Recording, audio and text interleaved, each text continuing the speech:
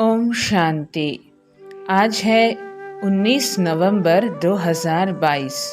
प्रातः मुरली बाप दादा मधुबन। मीठे बच्चे, पतित पावन बाप आए हैं पावन बनाकर, पावन दुनिया का वर्षा देने। पतित पावन बाप आए हैं पावन बनाकर, पावन दुनिया का वर्षा देने। पावन बनने वालों को ही सद्गति प्राप्त होगी। पावन बनने वालों को ही सद्गति प्राप्त होगी। प्रश्न: भोगी जीवन योगी जीवन में परिवर्तन होने का मुख्य आधार क्या है? भोगी जीवन योगी जीवन में परिवर्तन होने का मुख्य आधार क्या है? उत्तर में बाबा कहते हैं, निश्चय। जब तक निश्चय नहीं कि हमको पढ़ाने वाला स्वयं बेहद का बाप है, तब तक न योग लगेगा न पढ़ाई ही पढ़ सकेंगे। भोगी के भोगी ही रह जाएंगे। कई बच्चे क्लास में आते हैं लेकिन पढ़ाने वाले में निश्चय नहीं। समझते हैं हाँ कोई शक्ति है, लेकिन निराकार शिव बाबा पढ़ाते हैं।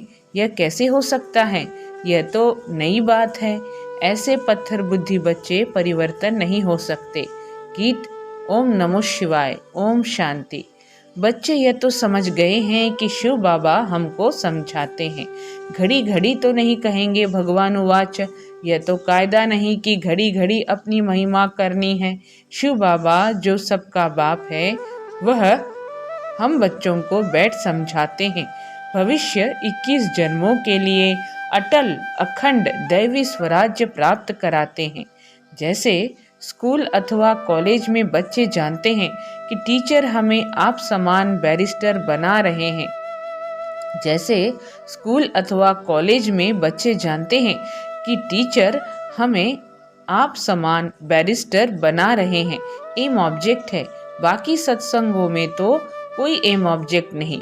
इसलिए बाबा कहते हैं, बाकी सत्संगों में जो जाते हैं वेद शास्त्र आदि सुनने के लिए, उससे तो कुछ मिलता नहीं है। इसलिए टीचर फिर भी अच्छे होते हैं, जो शरीर निर्वाह अर्थ कोई जिस्मानी विद्या सिखलाते हैं, जिससे आजीविका होती है। बाकी सब दुर्गति ही करते हैं। बच्चे शादी न करना चाहें तो बाप कहेगा कि वर्षा भी नहीं मिलेगा। जहाँ चाहें वहाँ चले जाओ, जहाँ चाहे वहाँ चले जाओ। यहाँ तो बाप अमृत भी पिलाते हैं और वर्षा भी देते हैं। कहते हैं कि पवित्र बनो तो पवित्र दुनिया के मालिक बनेंगे। कितना फर्क है हद के बाप में और बेहद के बाप में। वह रात में ले जाते हैं, यह दिन में ले जाते हैं। यह है ही पतित पावन। कहते भी हैं कि सद्गति दाता एक है, जो आकर सबकी सद्गति करते हैं। कहते भी हैं कि सद्गति दाता एक है, जो आकर सबकी सद्गति करते हैं। फिर दुर्गति किसने की, यह नहीं जानते। बाप समझाते हैं, सब आसुरी मत वाले हैं, यहाँ आते हैं असुरों से देवता बनने। यह इंद्रप्रस्थ है। कई असुर भी छिप कर आए बैठते हैं। सब सेंटर्स पर ऐसे छिपे असुर बहुत आते हैं। फिर घर में जाकर विष पीते हैं। दो काम तो चल न सके, वह पत्थर बुद्धि बन पड़ते हैं। बाप को पहचानते ही नहीं। निश्चय बिल्कुल ही नहीं कि हमको बेहद का बाप पढ़ाते हैं। ऐसे ही आकर बैठ जाते हैं तो न योग लगेगा न पढ़ाई ही पढ़ सकते। भोगी के भोगी ही होंगे। बहुत समझते हैं कि कोई शक्ति है, बस निराकार शिव बाबा कैसे आ सकता? कोई शास्त्र में भी लिखा हुआ नहीं है। यह है नई बातें। गाते भी हैं शिव जयंती, परंतु पत्थर बुद्धि होने के कारण समझते नहीं है। शिव है तब तो सब भक्त याद करते हैं। शिव है तब तो सब भक्त याद करते हैं। कहते भी हैं शिवाय नमः। समझते हैं वह परम धाम में रहते हैं। हमारा बाप भी है परम पिता, तो वह सबका फादर हो गया ना। भारत में ऐसे भी हैं जो फादर को नहीं मानते। मनुष्यों को समझाना बहुत मुश्किल है। मनुष्य तो यह भी नहीं समझते कि अभी दुर्गति का समय चल रहा है। भक्ति मार्ग में पहले अव्यभिचारी भक्ति थी, अब व्यभिचारी बन गई है। व्यभिचारी और अव्यभिचारी में कितना अंतर है। वह पाप आत्मा, वह पुण्य आत्मा। अव्यभिचारी भक्ति है ही सच्ची भक्ति। उस समय यानी द्वापर में मनुष्य सुखी भी रहते हैं, धन दौलत आदि सब रहता है। कलयुग में जास्ती दुर्गति को पाते नहीं। जब व्यभिचारी भक्ति में आते हैं तब विकारी भी बहुत बनते जाते हैं। क्या कहा बाबा ने? 2 प्रकार की भक्ति चलती है, व्यभिचारी और अव्यभिचारी। वह पापात्मा, वह पुण्य आत्मा। अव्यभिचारी भक्ति है ही सच्ची भक्ति। उस समय यानी द्वापर में मनुष्य सुखी भी रहते हैं, धन दौलत आदि सब रहता है। कलयुग में जास्ती दुर्गति को पाते हैं। जब व्यभिचारी भक्ति में आते हैं तब विकारी भी बहुत बनते जाते हैं। जब व्यभिचारी भक्ति में आते हैं तब विकारी भी बहुत बनते जाते हैं। दिन प्रतिदिन विकार भी जोर भरते जाता है। पहले सतो प्रधान विकार थे, अभी तमो प्रधान विकार है। सब बिल्कुल ही तमो प्रधान है। घर घर में कितने झगड़े हैं। शिव बाबा बैठ बच्चों को समझाते हैं, श्री कृष्ण तो बाप नहीं ठहरा। तो बाबा ने मुख्य बात क्या समझाई कि घर घर में कितने झगड़े हैं। शिव बाबा बैठ बच्चों को समझाते हैं, श्री कृष्ण तो बाप नहीं ठहरा। कोई की भी बायोग्राफी नहीं जानते हैं। यह है पतित पावन। परमपिता परमात्मा को मानते हैं कि वह ज्ञान का सागर है, पानी का सागर थोड़े ही पतित पावन नॉलेजफुल है। मनुष्य तो पानी के सागर से निकली हुई पानी की नदियों को पतित पावनी समझ लेते हैं। उनसे पूछना चाहिए कि जैसे गीता के भगवान का ऑक्यूपेशन पूछा जाता है, निराकार परमपिता परमात्मा है रचयिता और श्री कृष्ण है रचना। अब बताओ गीता का भगवान कौन? अब बताओ गीता का भगवान कौन? क्या समझाने की कोशिश कर रहे हैं बाबा कि उनसे पूछना चाहिए कि जैसे गीता के भगवान का ऑक्यूपेशन पूछा जाता है, निराकार परमपिता परमात्मा है रचयिता और श्री कृष्ण है रचना। अब बताओ गीता का भगवान कौन? भगवान तो एक को ही कहेंगे, फिर व्यास को भगवान कैसे कह सकते? तो ऐसे ऐसे प्रश्न पूछना चाहिए। पतित पावन परमपिता परमात्मा ज्ञान का सागर है, उनसे यह ज्ञान गंगाएं कैसे निकलती हैं? परमपिता परमात्मा ब्रह्मा मुख कमल द्वारा ब्राह्मण मुख वंशावली रचते हैं। परमपिता परमात्मा ब्रह्मा मुख कमल द्वारा ब्राह्मण मुख वंशावली रचते हैं। उन्हों को ब्रह्मा मुख से ज्ञान मिल रहा है, जिससे सद्गति को पाते हैं। अब पानी के सागर से पावन बनते हैं, वह ज्ञान सागर से। पानी से मनुष्य तो पावन हो न सके, तो यह पहेली भी पूछनी पड़े। इनको पूछने से पावन दुनिया का मालिक बन सकते हैं। बुलाते तो उनको ही हैं कि हे पतित पावन सीताराम, फिर गंगा में स्नान आदि करते हैं। तो यह पहेली भी ऐड करनी चाहिए। समय पर हर एक चीज़ शोभती है, समय पर हर एक चीज़ शोभती है। जैसे वो गीता के भगवान वाली पहेली है, वैसे यह भी पहेली है। ख्याल चलते तो है ना, क्या ऐसी चीज़ें बनाएं जो मनुष्य सदैव अपने पास यादगार रखें? क्या ऐसी चीज़ें बनाएं जो मनुष्य सदैव अपने पास यादगार रखें? अच्छी चीज़ होगी तो अपने पास रखेंगे, कागज़ आदि तो फेंक देते हैं। देवताओं की अच्छी चीज़ होगी तो वह फाड़ेंगे नहीं। सर्विस की प्रैक्टिकल वालों का सारा दिन विचार सागर मंथन चलता रहेगा। सर्विस की प्रैक्टिस वालों को, क्या कह रहे बाबा? सर्विस की प्रैक्टिस वालों को सारा दिन विचार सागर मंथन चलता रहेगा और काम करके दिखाएंगे। सिर्फ कहना नहीं है कि ऐसा करना चाहिए। ये किसको कहते हो? बाबा करेगा व बच्चे करेंगे, बोलो कौन? बाप तो डायरेक्शन देते हैं। ऐसे अच्छे चित्र कैलेंडर छपाओ। त्रिमूर्ति शिव के कैलेंडर्स निकलने चाहिए। त्रिमूर्ति शिव के कैलेंडर्स निकलने चाहिए। त्रिमूर्ति शिव जयंती कहना राइट है, सिर्फ शिव जयंती कहना रॉन्ग है। हमें क्या कहना है? त्रिमूर्ति शिव जयंती। एक बच्चे की दिल है त्रिमूर्ति शिव जयंती का कैलेंडर बनावें, सो भी रंगीन। त्रिमूर्ति से समझानी अच्छी मिलती है। बाबा लॉकेट भी इसलिए बनवाते हैं कि उनसे अच्छा समझा सकते हैं। ब्रह्मा द्वारा शिव बाबा सद्गति करते हैं, तो जो मेहनत करता है वही विष्णुपुरी का मालिक बनता है। बाकी जो ज्ञान नहीं लेते उनका विनाश हो जाता है। वह सजाएं भी खाते हैं, पद भी नहीं पाते। भगत भगवान को याद करते हैं, परंतु जब भगवान आते हैं तब कितने थोड़े उन्हें पहचान कर उनका बनते हैं। कोटों में कोई जो मुक्ति के लिए पुरुषार्थ करते हैं वह पद अच्छा पा नहीं सकेंगे, विकर्म विनाश नहीं होंगे। इसलिए साक्षात्कार कराया था। धर्म स्थापक भी आते हैं दृष्टि लेने। साक्षात्कार कराया था, धर्म स्थापक भी आते हैं दृष्टि लेने। याद करते करते विकर्म विनाश करते जाएं तो पद ऊंचा पा सकते हैं। और धर्म वाले भी आएंगे, सो भी पिछाड़ी में जो बड़े होंगे। ऐसे नहीं कि अभी का पोप आएगा, ना ना, पहले नंबर का पोप जो अभी अंतिम जन्म में है वह आएगा। ऐसे नहीं कि अभी का पोप आएगा, ना ना, पहले नंबर का पोप जो अभी अंतिम जन्म में है वह आएगा। हिसाब है बड़ा भारी। अब यह कुंभ का मेला है। यह सब भक्ति मार्ग की सामग्री है। यह सब क्या है?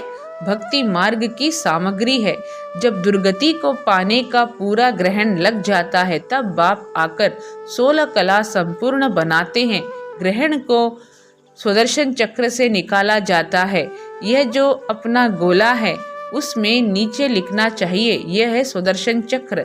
यह बहुत अच्छी चीज है। यह ईश्वरीय कोट ऑफ आर्म्स है। यह तो ईश्वरीय बातें हैं। स्लाइड्स जो बना रहे हैं उनके लिए भी बाबा समझानी देते रहते हैं। अगर समझो वो मुरली न सुने तो डायरेक्शन अमल में ला न सकें। मुरली तो रोज पढ़नी चाहिए। सर्विस में जो हैं उनको एक्ट में आना चाहिए। सर्विस में जो हैं उनको एक्ट में आना चाहिए। त्रिमूर्ति का भी स्लाइड्स बनाते हैं, उनमें अक्षर बहुत अच्छे हैं। स्थापना और विनाश 2 गोले भी चाहिए। यह नर्क, यह स्वर्ग, यह आज का भारत और कल का भारत। बाप सेकंड में जीवन मुक्ति देने वाला बैठा है। क्या कहा बाबा ने कि स्थापना और विनाश 2 गोले भी चाहिए। यह नरक, यह स्वर्ग, यह आज का भारत और कल का भारत। बाप सेकंड में जीवन मुक्ति देने वाला बैठा है। बाबा को पहचाना, निश्चय हुआ, बस जीवन मुक्ति पाने का पुरुषार्थ चल पड़ता है। जन्म तो लिया ना, बाप से पूरा वर्षा लेना है, फिर विकार की मांग नहीं कर सकते। बाप कहते हैं भ्रष्टाचारी को वर्षा मिल न सके। प्रैक्टिकल में इनका ब्रह्मा का ही मिसाल देखा ना, ऐसे बहुत मुश्किल निकलते हैं। अपनी इज्जत आदि भी बहुत देखते हैं ना। क्रिएटर बाप है, सबको उनकी आज्ञा पर चलना है। तुम भी श्रीमत पर नहीं चलते हो तो पदभ्रष्ट हो जाता है। तुम भी श्रीमत पर नहीं चलते हो तो पदभ्रष्ट हो जाता है। बाप कहते हैं इस ज्ञान मार्ग में नष्टो मोहा अच्छा चाहिए। बाबा की आज्ञा मिली हुई है। जो बच्चे आज्ञाकारी नहीं वह कपूत ठहरे। वह बच्चा बच्चा नहीं। पवित्रता की आज्ञा तो अच्छी है ना। राजयोग तो बाप अभी सिखलाते हैं। राजयोग बाबा कब सिखलाते हैं? इस वक्त, संगम युग में। तो मनुष्य तो बेचारे समझते नहीं, बच्चों में भी नंबरवार पुरुषार्थ अनुसार समझते हैं। बाप इतना डायरेक्शन देते हैं, कोई बच्चे मुश्किल करके दिखाते हैं। बाप कहते हैं त्रिमूर्ति का कैलेंडर बनाना है, सारा मदार है त्रिमूर्ति शिव के चित्र पर। लिखा हुआ है ब्रह्मा द्वारा स्थापना। जरूर शिव बाबा स्वर्ग की स्थापना करेंगे ना। कलयुग आसुरी राज्य का विनाश होगा। आसुरी राज्य में कितने ढेर हैं, दैवी राज्य में कितने थोड़े हैं। बाबा कंट्रास्ट बता रहे कि आसुरी राज्य में कितने ढेर हैं और दैवी राज्य में कितने थोड़े हैं। लिखा हुआ भी है कि अनेक धर्मों का विनाश, एक सत धर्म की स्थापना। अभी बाबा कह रहे हैं, बाप कहते हैं मैं कितना श्रृंगारता हूँ फिर भी सुधरते नहीं हैं, उल्टा सुल्टा बोलते रहते हैं। यहाँ बाबा कहते हैं देह सहित जो कुछ है सब कुछ भूल, मामे कम याद करो। अपनी देह में भी न फंसो, अपनी देह में भी न फंसो। किसकी देह में फंसने से गिर पड़ते हैं। जैसे मम्मा की देह से प्यार था तो मम्मा के जाने के बाद कितने मर गए, क्योंकि नाम रूप में फंसे हुए थे। मम्मा की देह से प्यार था तो मम्मा के जाने के बाद कितने मर गए, क्योंकि नाम रूप में फंसे हुए थे। बाप कितना कहते हैं कि देह अभिमानी मत बनो, मामे कम याद करो। तुम इस ब्रह्मा के शरीर को भी याद नहीं करो। शरीर को याद करने से पूरा ज्ञान उठा नहीं सकते। देही अभिमानी बनने में बहुत मेहनत है। बाप की याद में रहना यह बहुत डिफिकल्ट है। ज्ञान तो बहुत अच्छा अच्छा सुनाते हैं, योग में मुश्किल रहते हैं। जितना रुस्तम उतना माया के तूफान आएंगे। किसी न किसी के नाम रूप में फंस धोखा खा लेते हैं। इसमें बड़ी खबरदारी चाहिए। योग में ही बड़ी मेहनत है। नॉलेज तो सहज है, योग में ही घड़ी घड़ी भूल जाते हैं। इसलिए बाप कहते हैं विक्रमाजीत कैसे बनेंगे। योग में रहो तो पाप भी नहीं होंगे, नहीं तो 100 गुना हो जाता है। यहाँ तो खुद धर्मराज और बाप दोनों साथ हैं, इसलिए खुद कहते हैं कि बाप के आगे कोई पाप नहीं करना, नहीं तो 100 गुना दंड पड़ जाएगा। योग से ही विक्रमाजीत बनना है। सुदर्शन चक्र को तो जानना सहज है। इस गोले के नीचे लिखना है चक्र न कि चरखा। बाबा युक्तियाँ तो बहुत बतलाते हैं। इस गोले के नीचे लिखना है चक्र न कि चरखा। बाबा युक्तियाँ तो बहुत बतलाते हैं। बच्चों को एक्ट में आना है। अच्छा, मीठे मीठे सिखी लधे बच्चों प्रत माता पिता बाप दादा का याद प्यार और गुड मॉर्निंग। रूहानी बाप की रूहानी बच्चों को नमस्ते। हम रूहानी बच्चों की रूहानी माता पिता बाप दादा को याद प्यार गुड मॉर्निंग और नमस्ते। धारणा के लिए मुख्य सार, किसी भी देहधारी के नाम रूप में अटकना नहीं है, अपनी देह में भी नहीं फंसना है। इसमें बहुत खबरदारी रखनी है। किसी भी देहधारी के नाम रूप में अटकना नहीं है, अपनी देह में भी नहीं फंसना है। इसमें बहुत खबरदारी रखनी है। दूसरी पॉइंट, ज्ञान मार्ग में नष्टो मोहा जरूर बनना है, पवित्रता की आज्ञा माननी है और दूसरों को भी पवित्र बनाने की युक्ति रचनी है। वरदान, सर्व विकारों के अंश का भी त्याग कर संपूर्ण पवित्र बनने वाले नंबर 1 विजयी भव। सर्व विकारों के अंश का भी त्याग कर संपूर्ण पवित्र बनने वाले नंबर 1 विजयी भव। क्या है? सर्व विकारों के अंश का भी त्याग कर संपूर्ण पवित्र बनने वाले नंबर 1 विजयी भव। संपूर्ण पवित्र वह है जिसमें अपवित्रता का अंश मात्र भी ना हो। पवित्रता ही ब्राह्मण जीवन की पर्सनालिटी है। यह पर्सनालिटी ही सेवा में सहज सफलता दिलाती है। लेकिन यदि एक भी विकार का अंश है तो दूसरे साथी भी उसके साथ जरूर होंगे। जैसे पवित्रता के साथ सुख शांति है, ऐसे अपवित्रता के साथ 5 विकारों का गहरा संबंध है। इसलिए एक भी विकार का अंश न रहे, तब नंबर 1 विजयी बनेंगे। आज का स्लोगन, हिम्मत का एक कदम रखो तो 1000 गुना मदद मिल जाएगी। हिम्मत का एक कदम रखो तो 1000 गुना मदद मिल जाएगी। ओम शांति।